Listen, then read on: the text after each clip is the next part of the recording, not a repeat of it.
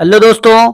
Cell shape और size के आधार पर अलग अलग प्रकार का होता है, जैसे अमीबार्ड होता है, डिस्क शेड होता है, बेसलेस होता है, फिर क्या कहते हैं, डिस्क शेप, बेसलेस, राउंड, बाइकॉन्केव होगा।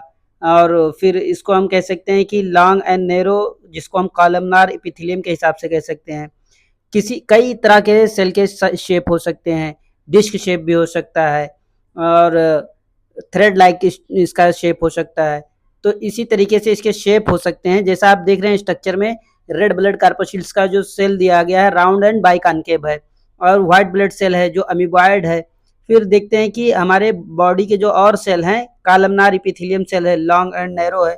फिर नर्व सेल आप देख रहे हैं दोस्तों इस तरीके से, और ट्रैकियड सेल है, प्लांट के सेल जो है मीजोफिल सेल्स हैं, इनके शेप किस तरीके से ओवल हैं।